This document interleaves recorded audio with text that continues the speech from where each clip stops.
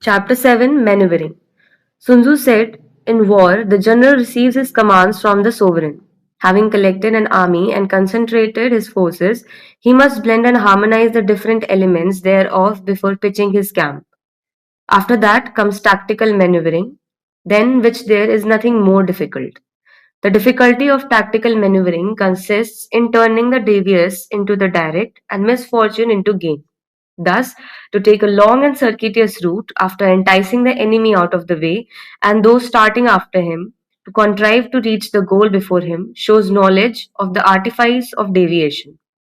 Maneuvering with an army is advantageous, with an undisciplined multitude most dangerous. If you set a fully equipped army in march in order to snatch an advantage, the chances are that you will be too late. On the other hand, to detach a flying column for the purpose involves the sacrifice of its baggage and stores.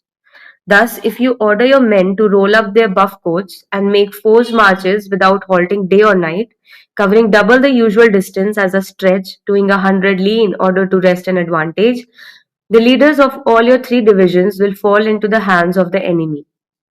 The stronger men will be in front, the jaded ones will fall behind, and on this plan only 1/10 of your army will reach its destination. If you march 50 li in order to outmaneuver the enemy, you will lose the leader of your first division, and only half your forces will reach the goal. If you march 30 li with the same object, two-thirds of your army will arrive.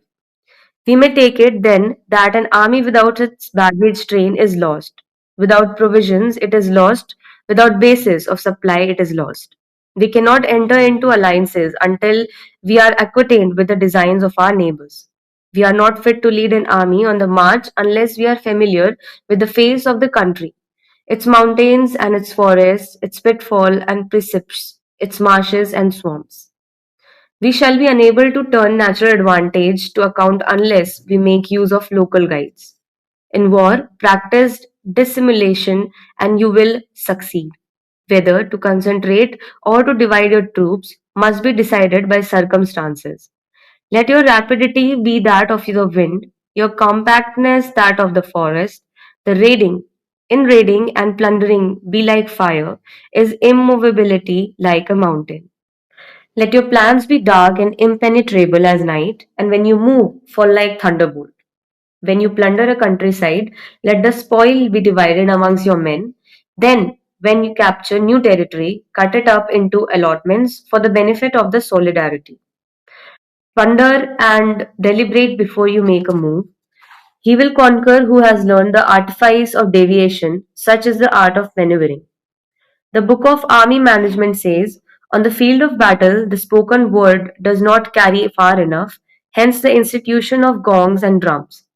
Nor can ordinary subject be seen clearly enough, hence the institution of banners and flags. Gongs and drums, banners and flags are means whereby the ears and eyes of the host may be focused on one particular point. The host thus forming a single united body, is it impossible either for the brave to advance alone or for the cowardly to retreat alone. This is the art of handling large masses of men. In the night fighting, then, make a much use of single fires and drums, and in fighting by day of flag and banners, as a mean of influencing the ears and eyes of your army. A whole army may be robbed of its spirit, a commander in chief may be robbed of his presence of mind.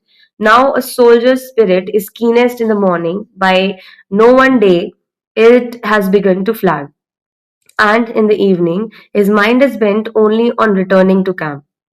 A clever general, therefore, avoids an army when its spirit is keen, but attacks it when it is sluggish and inclined to return. This is the art of studying mood, disciplined and calm, to await the appearances of disorder and hubbub amongst the enemy. This is the art of retaining self-possession, to be near the goal while the enemy is still far from it, to wait at ease while the enemy is toiling and struggling, to be well fed while the enemy is famished. This is the art of husbanding one's strength, to refrain from intercepting an enemy whose banners are in perfect order, to refrain from attacking an enemy of army drawn up in calm and confident array. This is the art of studying circumstances. It is a military axiom not to advance uphill against the enemy, nor to oppose him when he comes downhill. Do not pursue an enemy who stimulates fight. Do not attack soldiers whose temper is keen. Do not swallow bait offered by the enemy. Do not interfere with an army that is returning home. When you surround an army, leave an outlet free. Do not press a desperate foe too hard. Such is the art of war.